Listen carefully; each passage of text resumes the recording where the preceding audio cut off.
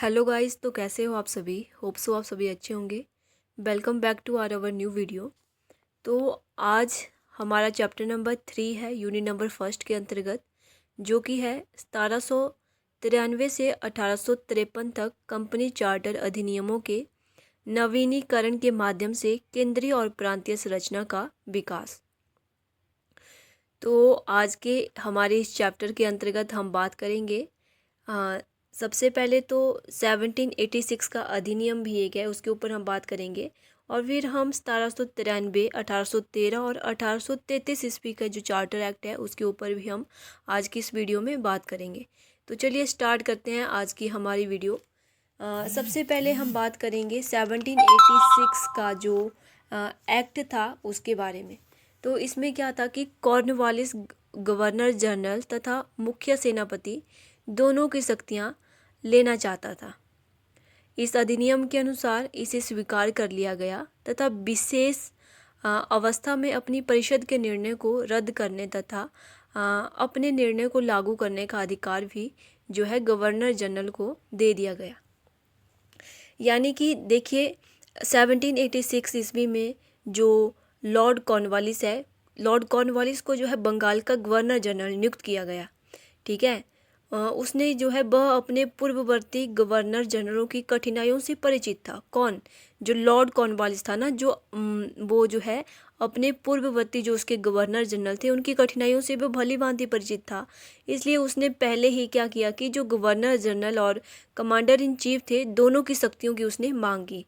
तो फिर क्या होता है कि जो उसे शक्तियाँ फिर उसे मिली वो थी, एक तो एक ही गवर्नर जनरल विशेष अवस्था में परिषद के निर्णय को निरस्त कर अपने निर्णय को लागू कर सकता है, और सेकंड है कि गवर्नर जनरल को जो है प्रधानमंत्री की शक्तियां भी प्रदान की गई।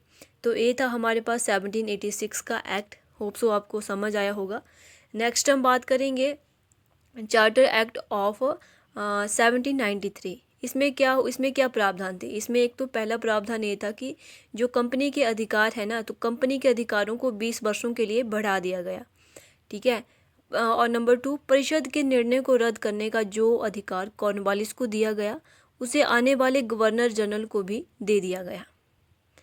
यानी कि कॉर्नवालिस के बाद जितने भी गवर्नर जनरल आए, जिन मांगे जो है कॉर्नवालिस को दी गई थी, वो सभी जो है शक्तियाँ हम बोल सकते हैं वो अन्य जो आने वाले गवर्नर जनरल है उनको भी दे दी गई। और बोर्ड ऑफ कंट्रोल के अधिकारियों का वेतन जो है भारतीय कोड से मिलने लगा। तो ये था हमारे पास चार्टर एक्ट ऑफ 1793। नेक्स्ट हम बात करेंगे चार्टर एक्ट ऑफ 1813। इसकी जो मुख्य विशेषताएं थी वो निम्नलिखित थी। एक तो ये कि कंपनी का अधिकार 20 वर्षों के लिए पुनः बढ़ा दिया गया। नंबर 2, कंपनी का भारतीय व्यापार पर एकाधिकार समाप्त हो गया, लेकिन जो रेलवे है, चाय और चीनी है के व्यापार पर जो है एकाधिकार बना रहा। व्यापारिक लेन देन तथा राजस्व खाते जो है वो भिन्न भिन्न रखे जाने लगे। नेक्स्ट है 1813 ईस्वी के एक्ट के अंतर्गत जो कंपनी को भारत में शिक्षा पर जो है 1 लाख रुपए खर्च करने का प्रावधान था।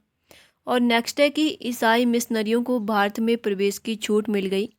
भारत में आकर बसने तथा व्यापार करने के लिए आने वाले अंग्रेजों को लाइसेंस लेना अनिवार्य कर दिया गया। तो ये था हमारे पास 1813 का चार्टर एक्ट। नेक्स्ट हम बात करेंगे चार्टर एक्ट ऑफ 1833। तो क्या होता है कि 1813 से 1833 ईस्वी के चार्टर एक्ट के बीच इंग्लैंड में बहुत से परिवर्तन हुए। देश में औद्योगिक क्रांति के कारण उत्पादन जो है काफ़ी बढ़ गया था। जो सस्ती वस्तुओं के कारण देश का अपना जीवन स्तर ऊंचा हुआ तथा अब देश से जो है वस्तुओं के निर्यात के कारण बहुत सारा यानी कि अनंत धन जो है देश में आना शुरू हो गया। जिससे क्या हुआ? जिससे कि लोगों ने एक नई स्वतंत्रता का अनुभव किया। अब वर्ग चेतना ने जो है अंग्रेजी राजनीति को एक नई दिशा दी। 1830 ईस्वी में बिंग दल शक्ति में आया और उसने उदारवादी नीतियों के द्वार खोल दिए। समस्त वातावरण में सुधार विद्यमान थे। ऐसे सुधारों के समय में संसद को 33 में कंपनी के आज्ञापत्र चार्टर के नवीनीकरण का प्रश्न आया।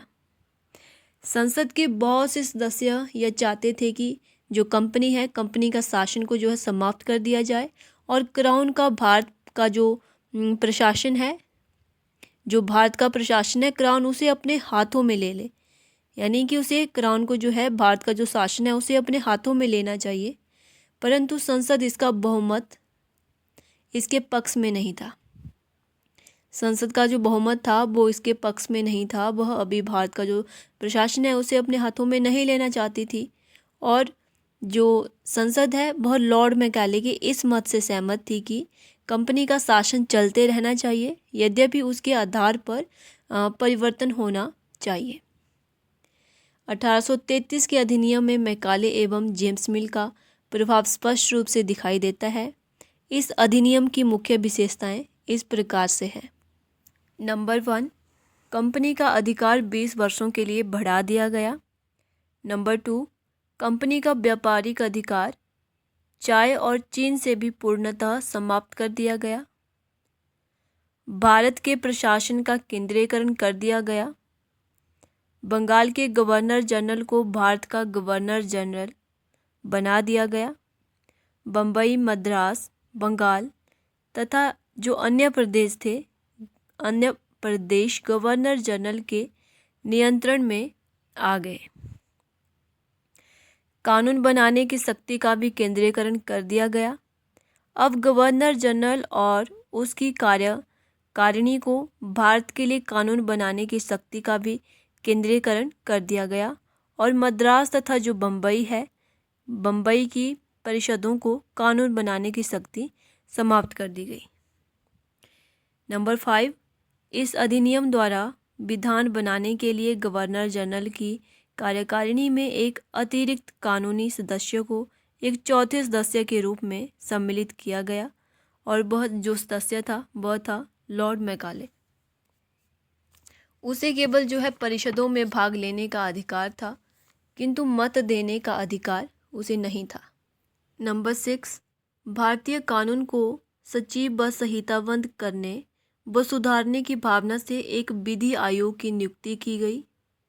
नंबर 7, इस अधिनियम की सबसे महत्वपूर्ण धारा 87 थी, जिसके द्वारा जाति वर्ण के आधार पर सरकारी चयन बयन में भेदभाव को समाप्त कर दिया गया। नंबर 8, 1833 एक्ट के अधीन भारत सरकार को दासों की अवस्था सुधारने और दास प्रथा को समाप्त करने की आज्ञा कंपनी को दी गई। गाइस, ये थी आज की हमारी वीडियो। आशा करती हूँ आप लोगों को वीडियो अच्छी लगी होगी। इसी तरह आगे भी हमारे साथ बने रहिए। तब तक के लिए थैंक यू सो मच।